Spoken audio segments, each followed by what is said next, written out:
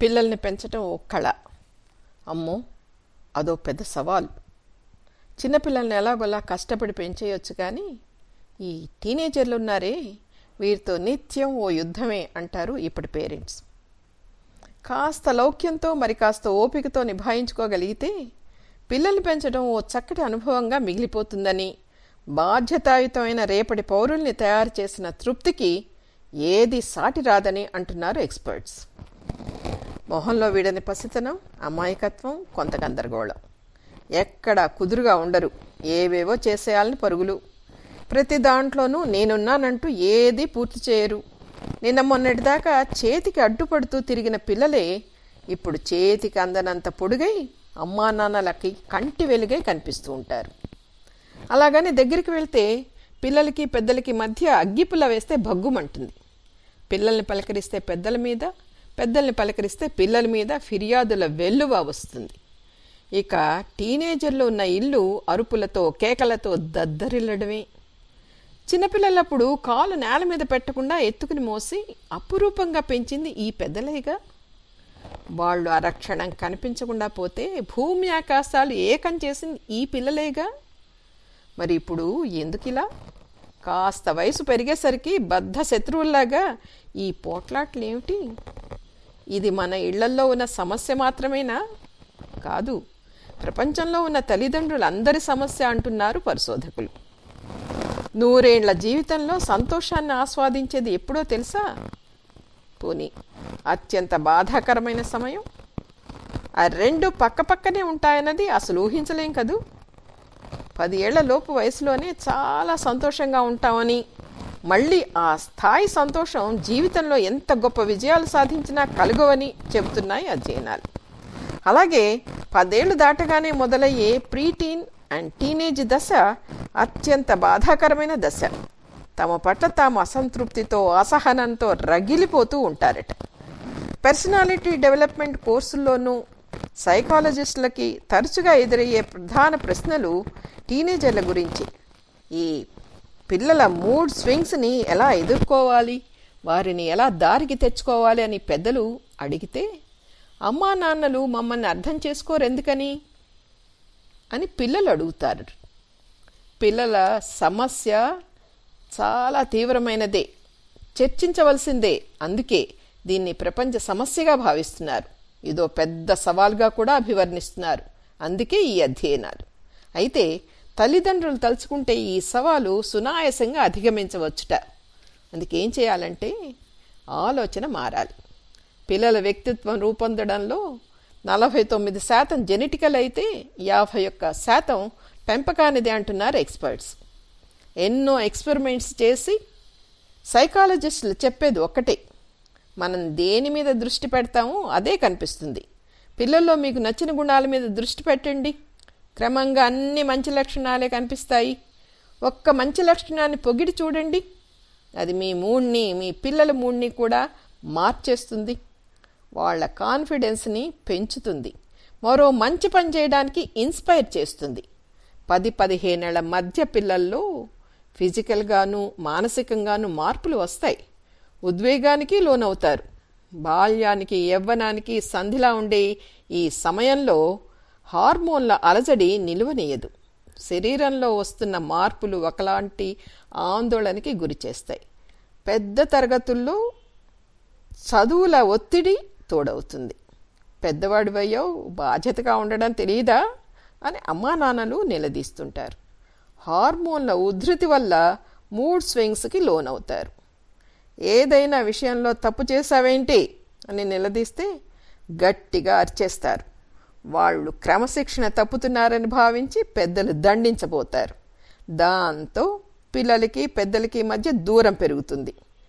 అప్పుడే సమస్య వస్తుంది. నిపుణులు ఏం చెప్తున్నారంటే, తల్లిదండ్రుల దగ్గర మనసు విప్పి మాట్లాడగలిగే స్వేచ్ఛ, నమ్మకం, సాన్నిహిత్యం ఉన్న పిల్లలు మంచి వ్యక్తిత్వంతో బాధ్యతాయుతమైన వ్యక్తులుగా పెరుగుతారు. జీవితంలో ఎలాంటి ఛాలెంజెస్నైనా ధీటుగా ఎదుర్కోగలుగుతారు. ఆ అనుబంధాన్ని, సాన్నిహిత్యాన్ని కొనసాగించేలా చేయాల్సిన బాధ్యత తల్లిదండ్రులదే.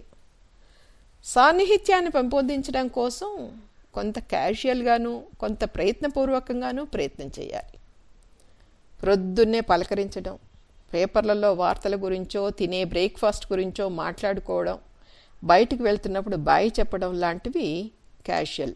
అయితే ఇవి క్రమం తప్పకుండా చేస్తూ ఉంటే పిల్లల్లో అన్యోన్యత ఏర్పడుతుంది. వారానికి ఓసారైనా వీళ్లతో కలిసి గడపడానికి ప్లాన్ చేసుకోవాలి.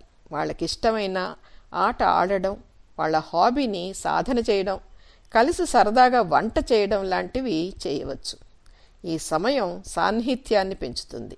ఇలాంటి సందర్భాల్లోనే పిల్లలు మనసు విప్పి మాట్లాడతారు. పైగా ప్రత్యేకంగా వాళ్ళ కోసం మీరు టైం కేటాయించడం వారిలో ఆలోచన రేకెత్తిస్తుంది. కలిసి గడిపే అవకాశం ఎలా ఉండాలో నిర్ణయించుకోవడం పిల్లలకే వదలాలి. అది ఎంత సిల్లి అయినా సరే దాంట్లోనూ లీనమవ్వాలి. ఇది పిల్లలకి సంతోషాన్ని ఇస్తుంది. అది చాలు.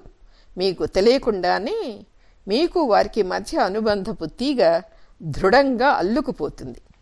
పిల్లల్లో పెరుగుతున్న ఇంటర్నెట్ వాడకం ఇప్పటి తల్లిదండ్రుల ముందున్న అతి పెద్ద సమస్య. నార్దర్న్ లైఫ్ లాక్ సంస్థ దీనిపై అనేక సర్వేలు చేసింది. అయితే మిగిలిన వాటిలాగా దీనికి మధ్య మార్గం తప్పదంటున్నారు. డెవోరా హెట్నర్ అన్న రచయిత పిల్లల మీద నిఘా పెట్టడం వారికి ఆందోళన కలిగించే విషయం. నిఘా పెట్టడం వల్ల లాభ నష్టాలు రెండూ ఉన్నాయి అంటారామె. తప్పులు జరుగుతాయి, జరగనివ్వండి. అనుభవం నేర్పే పాఠం ఎప్పటికీ గుర్తుంటుంది. సవాళ్లు, నిరాశ, నిస్పృహలు ఎదిగే క్రమంలో సహజమైన అవసరాలు. చేయాల్సిందల్లా మానిటరింగ్ నుంచి మెంటారింగ్కి మారడం. కాపలా మాని మార్గదర్శకులం అవ్వాలి. అప్పుడే పిల్లలు సరైన నిర్ణయాలు తీసుకోగలరు. ఫోన్ ఇచ్చినప్పుడు దానికో పరిమితి అంటూ పెట్టాలి. వాళ్ళకి ఉపయోగపడే అంశాలు ఏమిటో చెప్పి అవి మాత్రమే వాడేలాగా చూడాలి. చదువులో సందేహాలు తీర్చుకోవడానికి అది ఎలా వాడాలో నేర్పాలి. వాస్తవానికి వర్చువల్ ప్రపంచానికి మధ్య తేడా ఏమిటో చెప్పాలి. అలా క్రమంగా మంచి చెడు వివరిస్తూ వాటి పర్యవసానాలు ఎలా ఉంటాయో కూడా చెబితే వాళ్ళు అర్థం చేసుకుంటారు, బాధ్యతగా ఉంటారు. మంచి అలవాట్లు ఏమిటో చెప్పి దానికి భిన్నంగా ప్రవర్తించే పెద్దలకు ప్రశ్నించే హక్కే లేదు.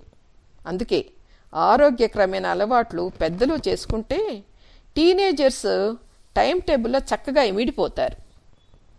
హార్మోన్ల మార్పులు సర్దుకోవడానికి, శరీర ఆరోగ్యానికి, దృఢంగా ఉండడానికి వారికి ఎక్కువ నిద్ర కావాలి. ఖచ్చితమైన నిద్ర వేళలు అలవాటు చేయాలి. శరీర వ్యాయామం చేసి ఆటలాడే పిల్లలు ఫోన్కి అతుక్కుపోరు. డ్రగ్స్ లాంటి వాటి జోలికి పోరు. రాత్రిపూట ఫోన్ వాడకాన్ని నియంత్రించాలి. ప్రతిరోజు అందరూ కలిసి రాత్రి భోజనం చేయాలి. స్కూల్లో, కాలేజీలో, ఆఫీసులో జరిగిన విషయాలను గురించి మాట్లాడుకోవాలి. ఇలాంటి మాటల వల్ల విలువల గురించి పరోక్షంగా నేర్పించవచ్చు. వాళ్ళ ఇష్టాయిష్టాల గురించి పెద్దలు తెలుసుకోవచ్చు. సాంకేతికత, సమాచార విప్లవం పిల్లల్ని ఉక్కిరి బిక్కిరి చేస్తున్నాయి. ఏది అవసరమో దాని మీద ఎలా ఫోకస్ చేయాలో నేర్పించాల్సింది పెద్దలే. సామదాన భేద తర్వాతే దండోపాయం అన్నారు. అవేవీ ప్రయత్నించకుండా నేరుగా దండనికి దిగితే వారి ఆత్మవిశ్వాసం పూర్తిగా దెబ్బతీసిన వారవుతారు. జీవితకాలం దాని ప్రభావం వారి మీద ఉంటుంది. భవిష్యత్తులో వారి గెలుపు అవకాశాలను తుంచివేసిన వారవుతారు. తప్పులు చేస్తే వివరించి చెప్పాలి. పిల్లలు విజయం సాధిస్తే 10 మందితో గొప్పగా చెప్పడంలో తప్పే లేదు. అయితే అది ఎప్పుడో ఓసారి కానీ వచ్చే సందర్భం. అంతకన్నా ముందు వారి స్వభావాన్ని, మంచి గుణాల్ని మెచ్చుకోండి. ప్రశంసను మించిన ప్రోత్సాహం మరోటి లేదు. పిల్లల్ని మార్చుకోవడానికి ఇంత మంచి మార్గం ఉండగా గొడవ పడడం దండుగేగా మరి అంటున్నారు సర్వేలు సాగించిన వారు, సైకాలజిస్టులు, ఎక్స్పర్ట్స్. పిల్లల్ని పెంచేవారికి ఇది చాలా ఉపయోగంగా ఉంటుందని, ఈ సూచనలు కొంతమంది పేరెంట్స్కైనా మార్గదర్శకాలు అవుతాయని ఆశిస్తూ